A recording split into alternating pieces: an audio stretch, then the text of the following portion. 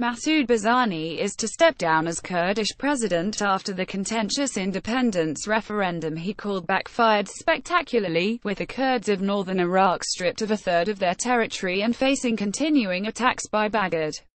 The veteran Kurdish leader told the parliamentary sitting in Erbil on Sunday that he would not recontest the presidency and asked for his powers to be dispersed.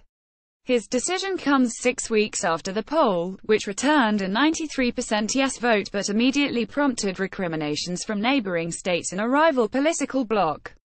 The move had been expected following the ballot, which rather than strengthen the Kurdish hold on northern Iraq has left it splintered, with officials scrambling to avert the imminent loss of the last remaining revenue-less border crossings to Syria and Turkey through which the region's oil is exported. Barzani said his position would become vacant on 1 November, after which Parliament will redistribute his powers. The Kurdish Prime Minister, Irfan Barzani, is expected to be handed some of the presidency's duties, with the rest to be contested among senior officials. After the poll, Iraqi Kurdistan lost oil-rich Kirkuk to military forces sent by Baghdad, which had been angered by the referendum's inclusion of the contested city and other disputed territories. Officials in the Iraqi capital saw the move as an annexation of Kirkuk, the fate of which has been contested over centuries. Military units and allied militias quickly seized oil fields and other strategic sites, turning off overnight more than half the Kurdish region's revenues and leaving it with little hand to play in negotiations. Since then, central government forces have pushed further into disputed areas, reverting the boundaries of the Kurdish north to those it held in 2003, and sharply exposing both its military and political limitations as it calls for internationally brokered dialogue to end the crisis. The Iraqi military and shield units have continued to stalk two border crossings that account for almost all of the region's revenues.